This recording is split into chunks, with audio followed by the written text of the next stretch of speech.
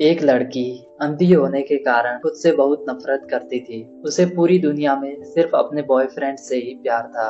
वह अक्सर अपने बॉयफ्रेंड से कहती थी कि अगर वो देख पाती तो तुरंत उससे शादी कर लेती। एक दिन उस लड़की को किसी ने आंखें डोनेट कर दी, जिसके बाद वह पूरी दुनिया को देख सकती थी। फिर उसके बॉयफ्रेंड ने उससे पूछा कि अब तुम सब कुछ देख सकती हो, तो क्या अब तुम मुझसे शादी करोगी? लड़की अपने बॉयफ्रेंड को देखकर हैरान हो गई, क्योंकि उसका बॉयफ्रेंड भी अंधा था। लड़की ने उससे शादी करने से इनकार कर दिया, जिसके बाद लड़के ने दुखी मन से उससे कहा, मेरी आंखों का ध्यान रखना, और वो वहां से चला गया। दोस्तों, जैसे जैसे लोगों के हालात बदलते हैं, वैसे वैसे उनकी सोच भी बदल जाती है। जिन लोगों ने बुरे वक्त में उनका साथ दिया होता है, कई लोग उन्हें ही भूल जाते हैं, बल्कि कभी कभी तो अपनी जिंदगी दूसरों के नाम करने पर भी कोई एप्रिसिएशन नहीं मिलता है। तो जो लोग आपका साथ देते हैं, उनकी कदर करना सीखो, उनको एप्रिशिएट करो।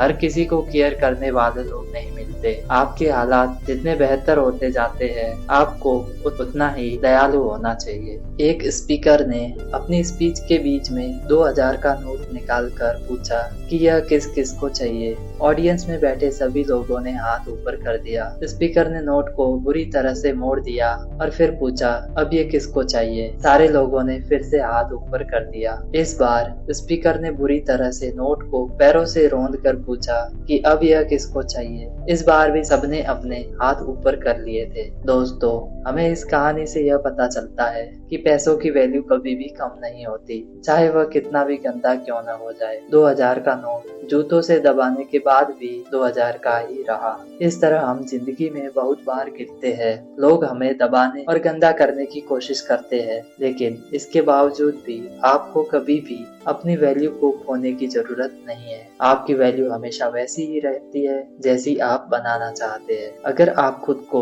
वर्थलेस समझोगे तो वर्थलेस ही रह जाओगे। अगर आप खुद अपनी वैल्यू करोगे तो दुनिया भी आपकी वैल्यू करेगी। तो अपनी वैल्यू करना सीखो। एक बार एक आदमी कोकून में से बटरफ्लाई को निकलते हुए देख रहा था।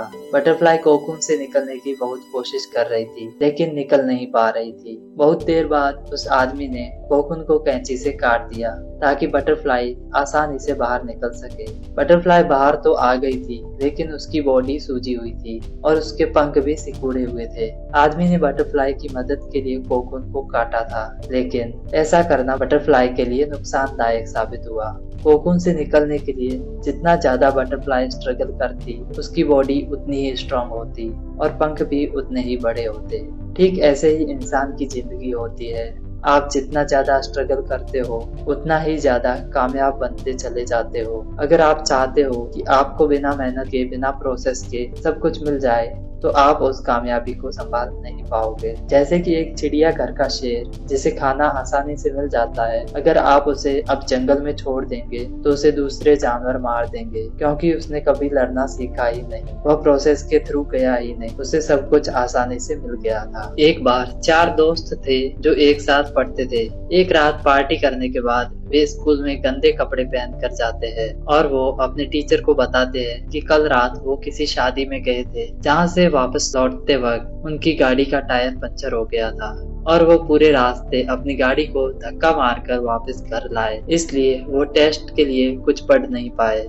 टीचर ने बच्चों की बातों को सुना और उन्हें 2 दिन बाद टेस्ट देने के लिए बुलाया। टेस्ट वाले टीचर ने चारों बच्चों को अलग अलग रूम में बैठाया। फिर भी चारों बहुत कॉन्फिडेंस थे, क्योंकि इस बार उन्होंने बहुत पढ़ाई की थी। लेकिन क्वेश्चन पेपर देखकर चारों के होश उड़ गए, क्योंकि क्वेश्चन पेपर में सिर्फ एक ही सवाल था, गाड़ी का कौन सा टायर पंचर हुआ था। इस कहानी से आपको 2 सीख मिलती है। पहली, बिना प्लानिंग के कोई भी काम पूरी तरह से कामयाब नहीं होता, और दूसरी, झूठ बोलने से कभी किसी का भला नहीं हुआ है। अगर स्टूडेंट्स सच बता देते तो उन्हें यह सिचुएशन फेस ही नहीं करनी पड़ती। एक लड़के को बहुत ज्यादा गुस्सा आता था, तो उसके फादर ने उससे गुस्सा आने पर हर बार एक लकड़ी की दीवार पर एक कील गाड़ने के लिए कहा।